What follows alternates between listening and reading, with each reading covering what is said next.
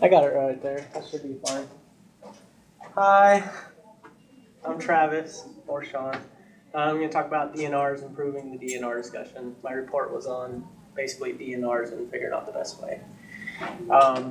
Objectives, obviously define what a DNR order is.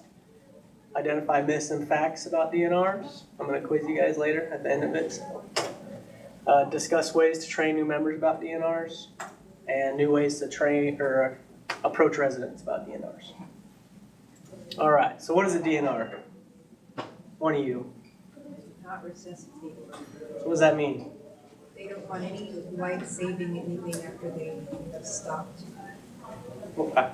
And where did it originate from? You guys know? Part of the 1990 advanced directives that came out as part of the wants residents to maintain their autonomy. It came out during the 1990. They passed a law for advanced directives. So anytime you get a new admission, you're supposed to question them about the living will, advanced directives. That's where it came about. So why is it important? Well, only 12% of revived residents from long-term care facilities survived hospital discharge. So I mean, they made it to the hospital, but only 12% came out of the hospital. And that's not saying that they came back to the same level of function that they were at. So, today's society, the aging population is obviously dying in long-term care facilities, the baby boomers. Like I was saying earlier, the more frail and chronically ill a patient is or a resident, them coming back to the same level quality of life is probably not going to be the same as when they had to get revived. All right, so myths. What's one myth that you guys can think of? It means we're not going to do anything if something happens to you. Exactly. That's probably the biggest one. I think I've only been a nurse for 8 months, and I've already heard it probably 9 times while I was in the hospital. Well, if she's a DNR, she's not going to get treated anymore. And that's probably the biggest myth that I've heard. And I've only been a nurse for 9 months, so obviously they're still going to get treated. Residents are hesitant about talking about death. Actually, they did a big study on quizzing nurses and residents, doing like all the comments and all that, and they found that residents were actually more open to talk about DNRs. It was the healthcare professionals not dealing with death, dying, were more nervous about approaching the subject. So that's a myth. DNR orders cannot be revoked. They can, and they actually can be for surgery. That's a whole new subject, but if they had to have minor surgery, they might want to have it revoked because they're going to be under supervision right there. Maybe they stop breathing, they can do life-saving measures, so it can't be revoked. Well, that you can have it for like a stay in the hospital too, right? Yeah, exactly. Only physicians can talk about DNRs. That's false. Any healthcare professional, actually anybody can talk about DNRs. The physician is the one that has to sign off on it. All right, some facts. Already covered that. National Healthcare Decision Day is April 14th. I did not know that. That might be a good training day. I didn't know there was a national day. We just missed it. Did you know about it, Beth? No, actually I didn't. Well, see, we learned something then.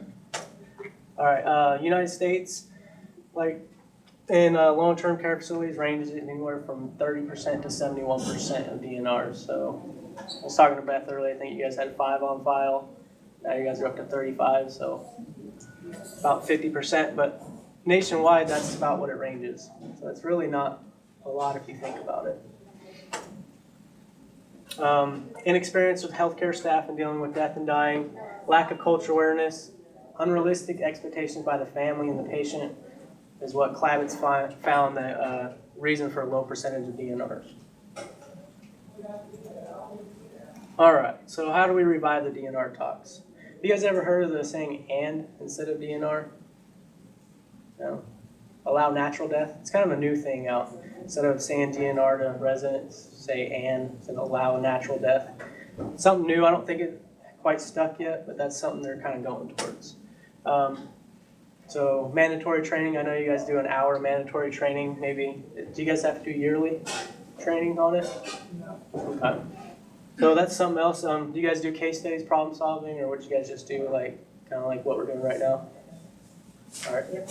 They just found that some new ways, case studies, problem solving, and role playing, they people feel more comfortable talking to residents if you role play it out a little bit before instead of getting thrown out there. I remember when I first talked to somebody about a DNR, it was my first time, I never really role played about it, and I was nervous because I didn't know if I was going to give them all the right answers. So, here's an example case study. Grandy is a frail 91-year-old female who was admitted with rectal bleeding and anemia. Living with her granddaughter, she's still able to perform her own personal care. Grandy only takes a few medications for high blood pressure and feels she's doing pretty well for someone her age. Unfortunately, several tests later, it's determined that she has a massive colon cancer. So that'd be something to actively role-playing. How would you approach this person about DNRs, and just opens the door to how to educate people and maybe get comfortable with dealing with DNRs. All right. Shadowing, I don't know if any of you follow Beth around when she talks to somebody about DNRs. That's another way to do it. Ongoing, continuous discussions of end-of-life care with residents. Maybe you guys got some that are on the fence. I mean, don't be like, hey, you're going to sign this today, hey, you're going to sign this today, but just continually updating them. Oh, that's exactly. All right, some resources. National Hair Care Decision Day, we're going April 14th. Let's talk about. They have a lot of good info on there. End-of-life nursing education. They offer continuing education, a bunch of different modules on there if you want to look it up. Is there any questions for me? Here's my references if you guys want to look at the That 12% you listed, was that the most recent? 12% for the DNRs? survival rate. Yes. Yeah, that was, I think it was 2013 for that study. So, I mean, and that was, I want to say it was, I can pull the article for you.